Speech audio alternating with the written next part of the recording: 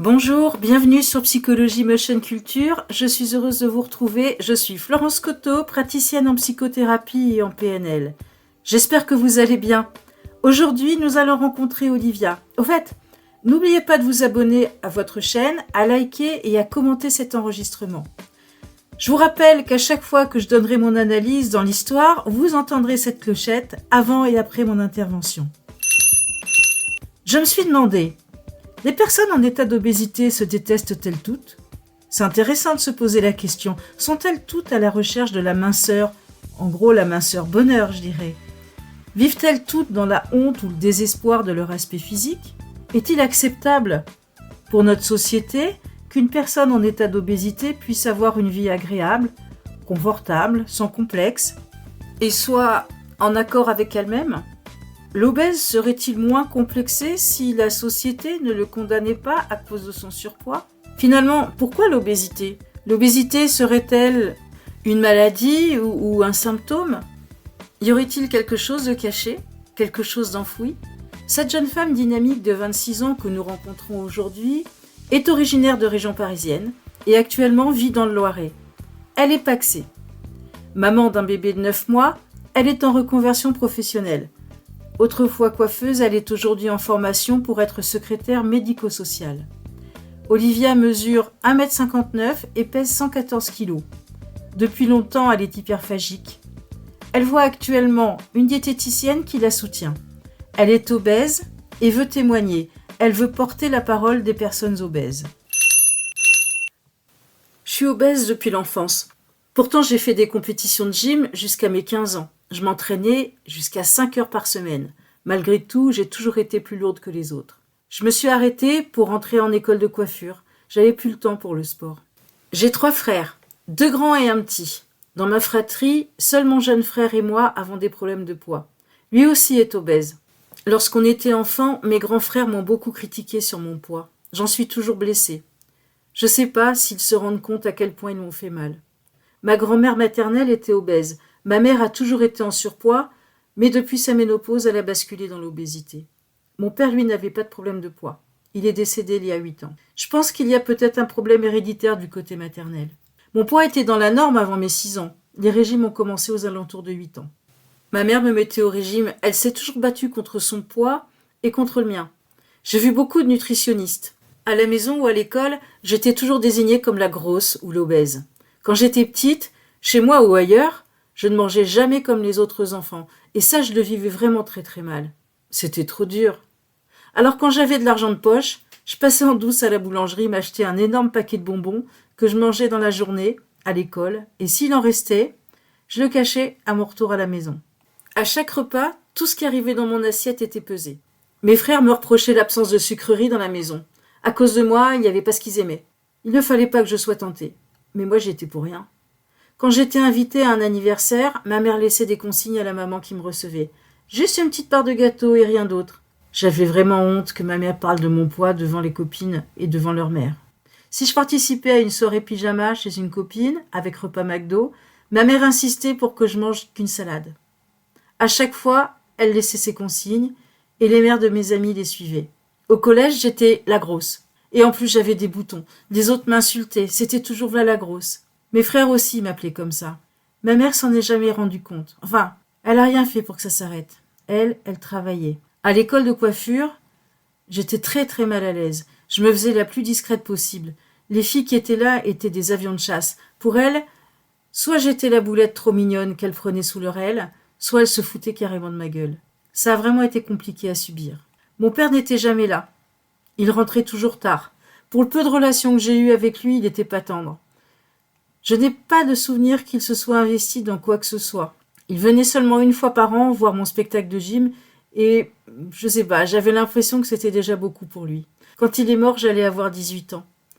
Je n'avais plus de relation avec lui. Mes parents se sont séparés quand j'avais 14 ans parce qu'il était trop violent.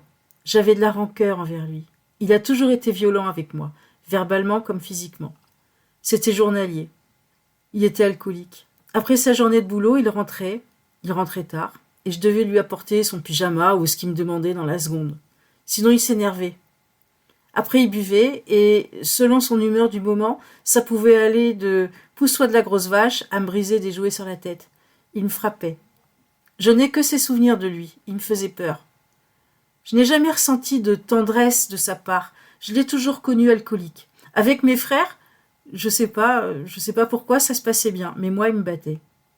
Ma mère n'a jamais rien dit. Il avait une énorme emprise sur elle, sans la frapper. Ça la rendait malade, mais elle n'intervenait pas.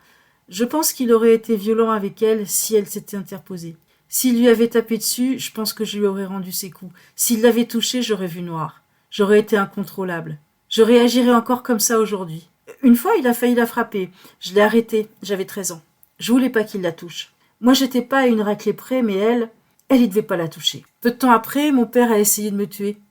Ces 2 pétages de plomb ont poussé ma mère à la séparation. J'ai toujours protégé ma mère. Les rôles sont inversés, quelque part. Elle ne s'est jamais interposée pour me protéger, mais moi, oui. On la touche pas. On touche pas ma mère. Mes frères ont réagi différemment. L'aîné n'en avait rien à faire. Le second se manifestait en retenant ses coups et lui disant qu'il avait intérêt à arrêter. Mon petit frère, lui, s'est mis des œillères. Je vois pas, j'entends pas. On est très proches avec mon petit frère. Mais on évoque rarement cette période parce que ça le met mal à l'aise. Ma mère aussi, d'ailleurs. C'est compliqué pour elle de parler de cette époque, que je lui en parle. Si j'en parle, ma mère va baisser la tête et mon frère va garder le silence. Finalement, il n'y a que moi qui ai vécu la violence physique. Les autres étaient juste là. Alors on en parle très rarement.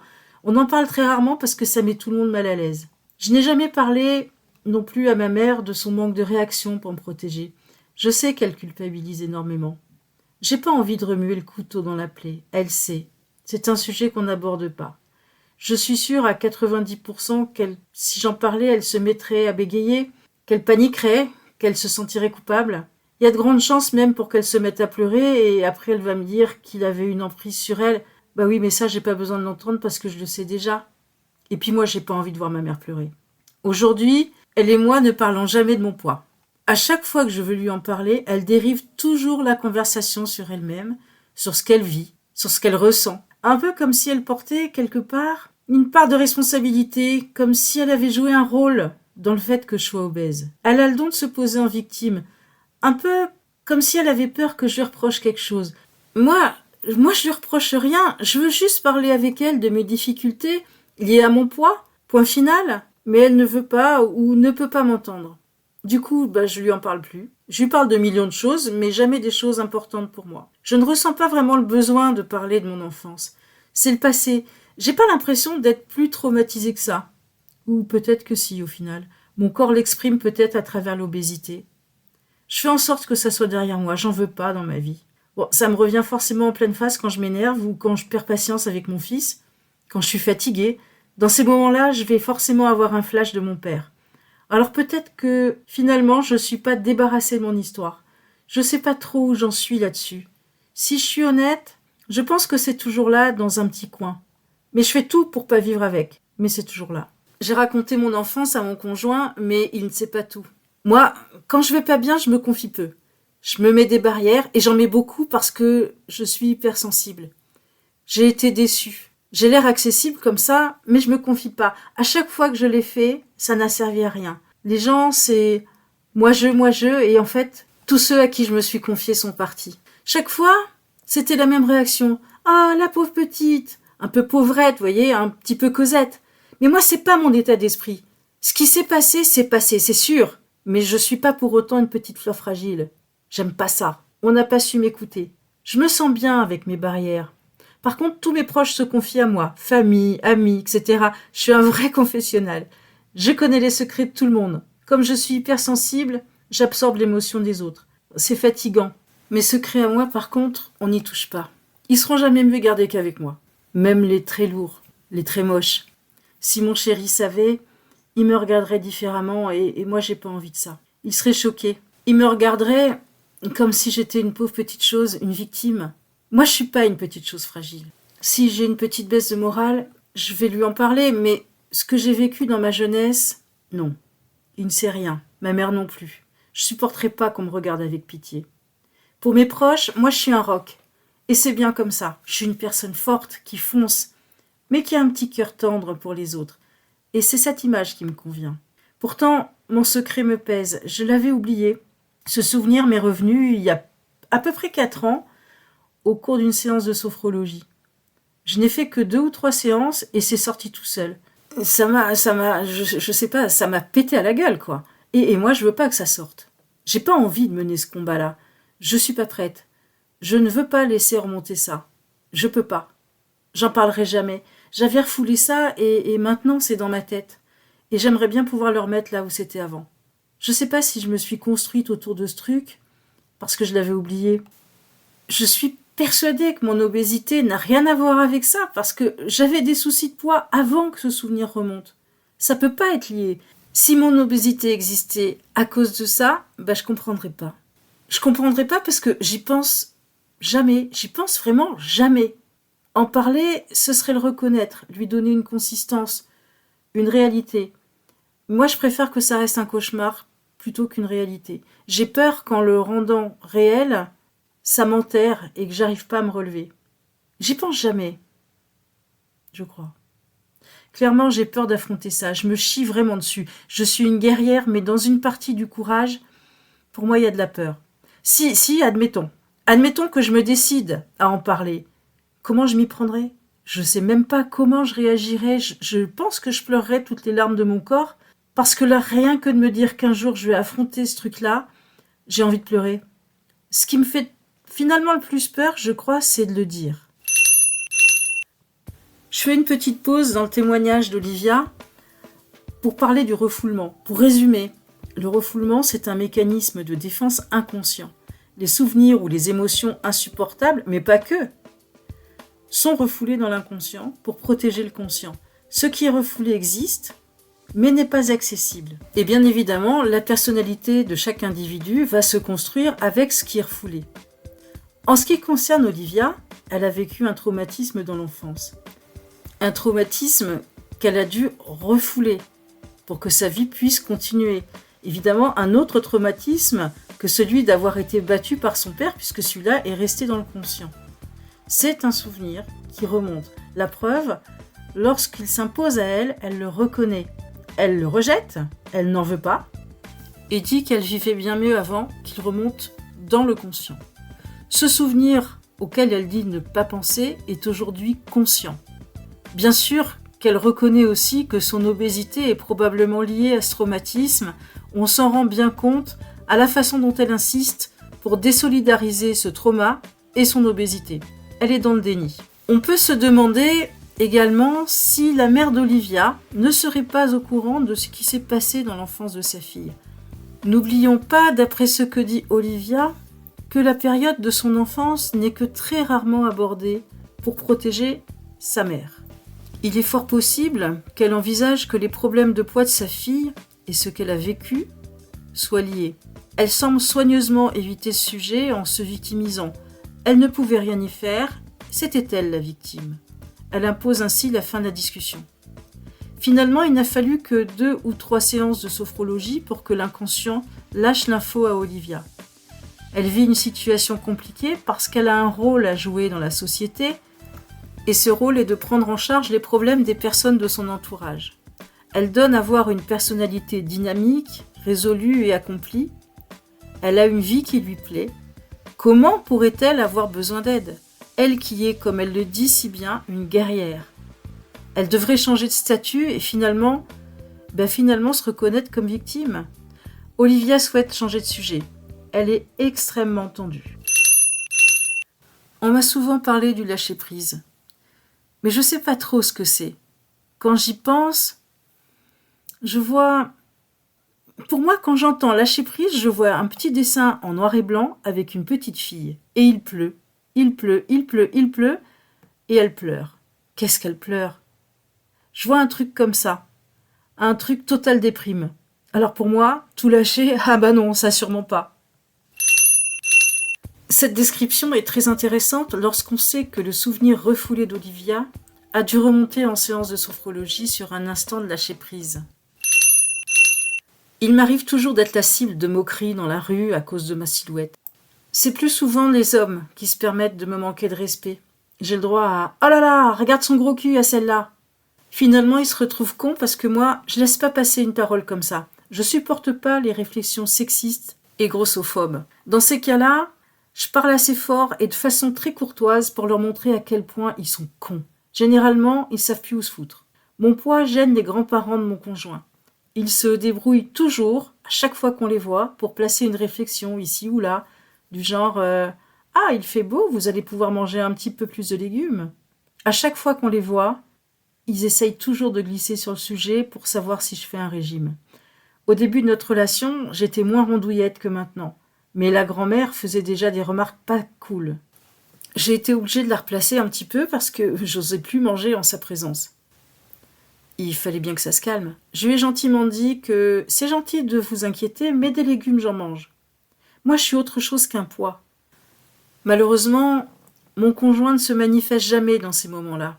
Je lui ai demandé de me défendre, mais il n'est pas dans la confrontation de façon générale. Et encore moins avec sa famille. La grossophobie a la vie dure, même chez les gens qui sont censés nous aider, ou au moins être neutres et professionnels. Depuis quelque temps, j'ai un nouveau généraliste qui m'écoute, mais avant, dès que j'allais voir le médecin, et quel que soit mon problème, c'était toujours dû à mon obésité. Du coup, j'y allais plus. Pendant ma grossesse, j'ai dû changer de gynéco parce qu'à chaque fois que j'allais le voir, il me disait que j'étais trop grosse et que je devais arrêter de manger du sucre. Sauf qu'il ne connaissait pas mon régime alimentaire. Moi, depuis toujours, je mange équilibré. 80% de ce que je mange est fait maison, et si j'ai pas le temps de cuisiner, j'ouvre un sachet de poêlée de légumes. Une fois par semaine, mon chéri et moi, nous mangeons au fast-food. Ça, c'est notre pas plaisir. Ce vieux con de gynéco est allé jusqu'à me conseiller de ne plus manger de carottes et de tomates parce que ces légumes contiennent du sucre et que, vu mon stade, j'en avais pas besoin. Finalement, je me suis fait suivre par une sage-femme qui m'a dit que prendre du poids pendant la grossesse, c'est normal, parce que simplement, c'est ce qui se passe pendant la grossesse. J'ai subi des violences obstétricales et pas que le jour de l'accouchement. Est-ce que ça aurait été différent si j'avais été mince ? En fait, je sais pas. Les violences ont commencé lors de l'échographie de datation. C'est une échographie endovaginale. Le gynéco, c'est toujours le vieux con là en fait, m'a clairement enfoncé la sonde sans me demander mon consentement. J'ai même pas eu le temps de voir ce truc. À peine installé, il me l'a enfoncé. Il m'a fait mal. Il m'a juste dit « c'est bon, le cœur bat ». Il était pressé. Je lui ai dit qu'il aurait dû me prévenir. Il a juste répondu à ça de ne pas prendre de poids pendant la grossesse parce que j'étais suffisamment grosse. Ensuite, quand je suis allée faire le prélèvement de fin de grossesse, vous savez, en laboratoire, j'ai vraiment verbalisé mon stress devant l'infirmier. Et il m'a fait vraiment mal. Quand je lui ai signalé, il m'a répondu « c'est votre faute, faut vous détendre ». Et il m'a planté là en me disant « je vous laisse vous rhabiller, au revoir ». Est-ce que ça aurait été différent si je n'avais pas été obèse ? Je ne sais pas. En tout cas, j'ai mis plusieurs jours à m'en remettre. Je me suis sentie tellement salie, j'étais outrée. Mon accouchement s'est mal passé. C'était foireux. J'ai accouché par voie basse. La péridurale ne fonctionnait pas bien. J'ai été déclenchée parce que j'avais des complications. En fait, j'ai fait une prééclampsie, j'ai eu un décollement des membranes et j'ai fait une hémorragie. J'ai eu les forceps aussi. La péridurale s'arrêtait toutes les 10 minutes et il mettait 1 heure avant de la remettre. Moi, je voulais la péridurale, je voulais pas vivre une expérience sensorielle. J'ai eu une déchirure, une belle déchirure. Et ils ont mis 1 heure à me recoudre à vif. Ils s'y sont pris en 3 fois. Aujourd'hui, j'ai une bride et ils ont trop serré. Je suis très très abîmée. Je vais devoir, je le sais bien, subir une chirurgie reconstructrice, mais là j'ai peur parce que mon corps n'a pas été respecté. Alors je repousse l'échéance. Je ne sais pas si mon obésité est pour quelque chose dans cette succession de maltraitances, et de toute façon, je ne le saurai jamais. Après mon accouchement, ça a été compliqué. J'ai fait une dépression du postpartum. Parfois, je pense à avoir un autre enfant, et puis il y a des jours où je me dis que c'est fatigant. Pendant ma grossesse, j'ai fait attention, mais j'ai quand même pris 17 kilos. Je fais pas un focus là-dessus, ça me gâcherait tout. Et mon poids m'a déjà gâché trop d'années. Je vais pas rajouter ça. La dernière fois que j'ai fait une crise d'hyperphagie, je m'en souviens plus. C'est incroyable. Ça doit faire plus de 3 semaines, c'est vraiment top. Quand je suis en crise, j'avale tout ce qui se mange, avec une préférence pour le chocolat. Actuellement, je termine mon stage en entreprise et je pense qu'être en stage m'aide à me réguler. Quand je suis à la maison, c'est plus compliqué. Pendant une crise, il n'y a jamais de témoin. Ça arrive quand mon fils fait la sieste ou quand mon conjoint lui donne le bain. Là, je sais que j'ai du temps devant moi. Et c'est là que ça peut dérailler. Moi, je veux pas qu'on me voie comme ça. J'ai besoin de me cacher. J'en ai parlé avec mon chéri Et puis il est pas bête, il voit bien les emballages dans la poubelle. Lui n'a pas de problème de poids. Il adore mes rondeurs. Il ne m'a jamais rabaissé ni engueulé. Il est toujours dans la bienveillance. Parfois, je lui parle. Il essaie de détourner mon attention. Et puis il y a des fois où ça marche. La crise s'envole. Si elle passe pas, il va m'aider à la contrôler. Il m'accompagne, il m'aide. Et puis il y a des fois où ça marche pas du tout. C'est comme de la drogue. Dans ces moments-là, je contrôle rien. Avant une crise, généralement, je suis épuisée moralement et physiquement. Pendant la crise, je suis démissionnaire. Après, je culpabilise et je m'autoflagelle. Depuis toujours, je contrôle ce que je mange. Depuis toujours, je contrôle mon poids. Depuis toujours, je me dis « tu devrais pas manger ça, t'es trop grosse. Je sais ce que je dois manger. » Depuis le temps que je vois des professionnels de la nutrition, j'ai bien compris. Mais c'est difficile, c'est un engagement à vie. Je dois toujours me contrôler. Pendant une crise d'hyperphagie, je lâche ce contrôle. Je me remplis et après je culpabilise. Quand je me sens fatiguée, que j'ai une baisse de morale, je mange. Je contrôle plus rien. J'ai des envies de sucre. J'en parle avec ma diététicienne. Je me sens comme une personne en manque. J'essaye d'être moins accro, ne pas m'enfoncer dans les marécages profonds du sucre, mais c'est très difficile. En fait, j'ai l'impression de me contrôler en permanence. Ça contribue sûrement à ce que je m'épuise. Et quand je suis épuisée, je me remplis. C'est un cercle vicieux. Il n'y a pas très longtemps, après la naissance de mon fils, je suis allée voir une psychologue. Malheureusement, je l'ai vue que 2 ou 3 mois, par manque de moyens. Ça m'a bien aidée, mais je n'avais pas les moyens financiers de continuer. Quand les finances iront mieux, je pense que je reprendrai. La réflexion d'Olivia est intéressante. Elle compare les aliments à de la drogue. Et elle cherche de l'aide. Elle décrit parfaitement ses crises de manque comme si elle était effectivement droguée. Ce qui est encore plus intéressant, c'est que si l'obésité est reconnue comme une maladie, l'addiction à la nourriture, c'est compliqué. Il existe des mots pour parler de prise massive de nourriture, l'hyperphagie ou la boulimie. D'ailleurs, j'en profite pour faire une petite parenthèse pour clarifier ces 2 expressions. L'hyperphagie, comme nous l'avons vu, c'est une prise excessive de nourriture. C'est la même chose pour la boulimie, mais cette prise de nourriture dans la boulimie sera systématiquement accompagnée de comportements compensatoires comme l'activité sportive, le jeûne et les vomissements. On peut associer les 3 d'ailleurs. La personne boulimique ingère de la nourriture et met en place une stratégie pour ne pas prendre de poids. Nous croiserons plus tard au moins une personne qui a vécu avec la boulimie. Aujourd'hui, il n'existe pas de vocabulaire pour parler de l'addiction à la nourriture. Ah si, les TCA, c'est-à-dire les troubles du comportement alimentaire. Mais ce n'est pas spécifique à l'addiction à la nourriture. Les personnes qui souffrent d'anorexie sont concernées par les TCA. Aujourd'hui, on reconnaît l'alcoolisme comme une maladie. Il existe des services téléphoniques d'alcoolologie gratuits que les alcooliques peuvent joindre. Et ils seront reçus par des professionnels spécialisés dans l'addiction à l'alcool. Il en va de même pour les toxicomanes qui seront reçus en toxicologie. On peut continuer comme ça un petit moment avec les accros aux jeux qui seront dirigés vers les services de gaming disorder. Et pourquoi pas les addicts au sexe qui bénéficient aussi de services d'aide téléphonique ou d'aide en présentiel. On parle de la tabacologie, des tabacologues, des numéros gratuits, du mois sans tabac. Pour tous ces troubles, on a un vocabulaire. On a des structures téléphoniques ou non qui existent pour accueillir les gens qui souffrent de ces troubles.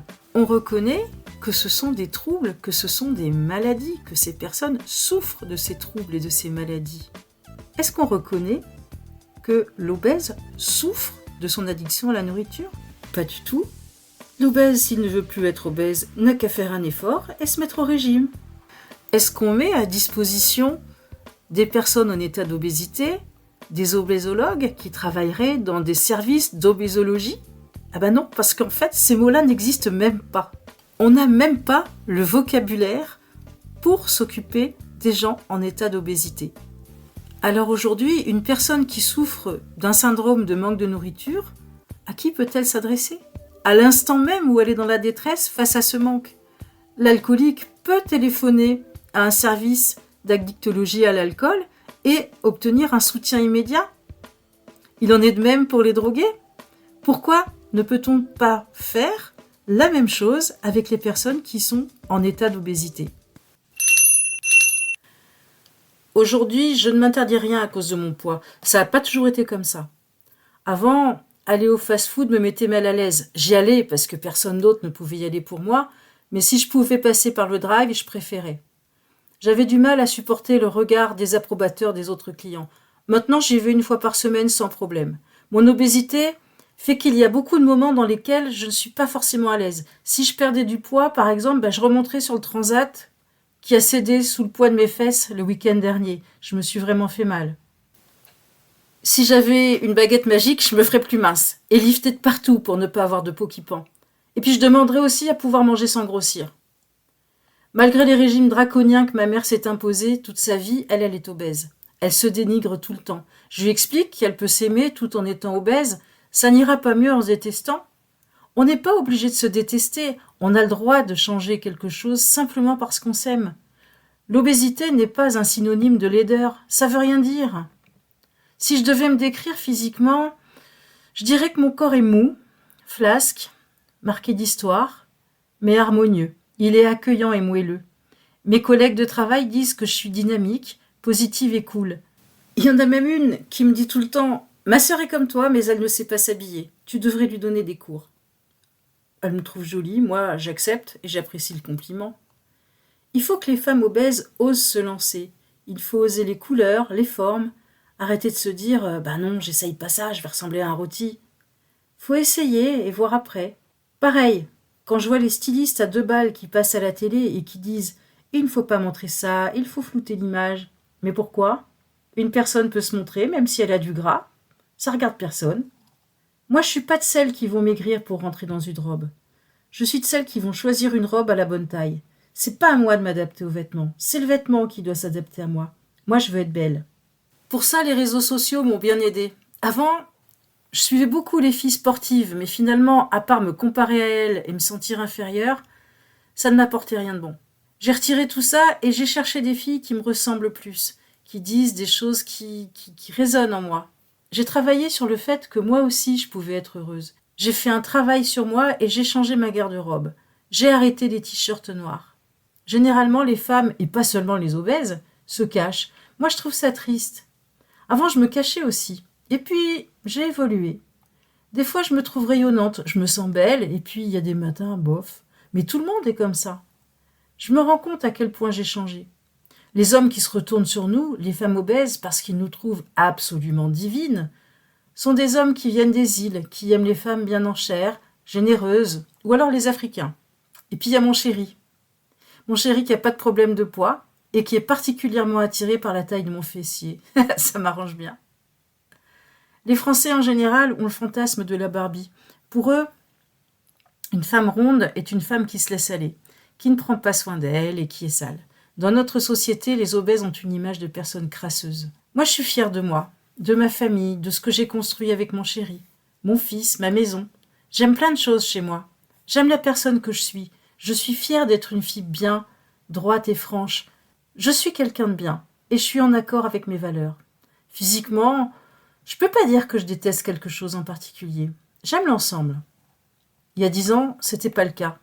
Quand je repense à moi il y a 10 ans, je ne suis pas spécialement fière. Ça ne représente pas du tout celle que j'aurais voulu être à l'époque, ni celle que je suis aujourd'hui.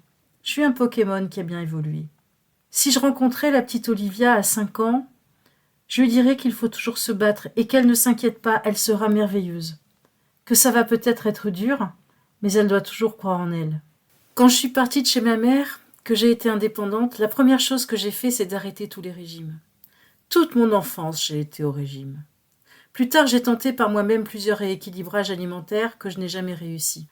La diététicienne que je vois est très à l'écoute. On cherche d'où vient le problème. On travaille sur mes crises d'hyperphagie et on tente de les apprivoiser. On a fait un plan alimentaire. Je lui ai dit que je voulais pas me peser. J'en ai plus envie. J'en ai marre de focaliser sur un chiffre. Ça me gave. Je suis pas un chiffre. J'ai envie de me réconcilier avec mon assiette. Ce serait vraiment bien. Peut-être qu'elle pourrait me mesurer avec un mètre ruban plutôt que de me peser. Je me suis acheté un sac de frappe et j'essaie de m'entraîner régulièrement. Ça m'aide. Je voudrais vraiment me tonifier. Même si ma vie me convient, pour ma santé, j'ai envie de maigrir. Si mon fils devait prendre du poids dans le futur, on ne sait jamais, je lui prendrais pas la tête. Je lui ferai pas voir des tas de nutritionnistes. Je lui apprendrai à manger. En même temps, c'est déjà ce que je fais. Et j'attendrai l'adolescence. Il peut grandir d'un coup. S'il devenait obèse sans raison, je l'amènerais chez le médecin. En tout cas, Je n'accepterai aucune remarque des grands-parents de mon mari. Mon poids représente pour moi ma faiblesse et ma force. C'est une faiblesse physique. J'ai toujours cette petite voix de mon adolescence qui revient me dire que je suis un boulet, que je suis trop grosse, etc. Nous les gros, on est toujours plus lents. Et c'est vrai qu'on a une capacité physique réduite. Et puis on donne une image d'une personne qui ne prend pas soin d'elle. À côté de ça, j'ai cette force qui me fait me dire que je suis malgré tout coquette et plutôt belle. Ça me donne envie de me battre pour que les femmes de toute corpulence se sentent bien. Moi, je pense qu'il y a 2 catégories de personnes obèses. La première, c'est que certains ne savent pas s'alimenter par manque d'information, de transmission de connaissances. À l'école, par exemple, on ne nous apprend pas à manger, que ce soit à la cantine ou en cours. Moi, je connais des gens comme ça. La seconde catégorie, pour moi, ce sont les gens qui partent d'une souffrance psychologique. Je suis dans cette seconde catégorie. Je pense que j'ai besoin d'aide, mais je reste positive quand même, tout en acceptant d'être parfois dans des phases un petit peu pourries. L'approche de la diététicienne d'Olivia est très intéressante parce que le problème de ces crises d'hyperphagie n'est pas d'ordre alimentaire mais psychologique. Sauf qu'Olivia ne lui a probablement pas parlé de son secret puisqu'elle ne veut pas ou ne peut pas imaginer le verbaliser. Et en même temps, c'est pas du tout l'endroit pour en parler. La diététicienne devrait l'orienter vers une psychothérapie complémentaire à son suivi diététique, par exemple. Et je pense que là, on pourrait peut-être résoudre quelque chose. Je pense réellement que toutes les personnes qui souffrent d'hyperphagie, globalement toutes les personnes qui souffriraient de TCA, devraient se faire aider psychologiquement parce que tout part de là. Pour Olivia, tout semble partir de ce secret. Olivia a besoin d'un soutien psychologique, elle le dit bien, elle dit bien qu'elle a besoin d'aide et que la racine de ces crises d'hyperphagie est d'ordre psychologique.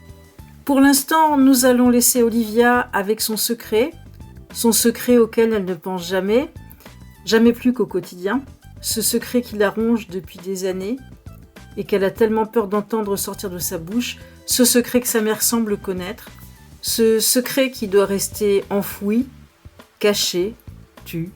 En attendant de nous retrouver, je vous invite à vous abonner à Psychologie ma chaîne Culture. N'oubliez pas de liker cet enregistrement, de me laisser votre commentaire et retrouvez-moi sur Instagram. J'ai hâte de vous lire.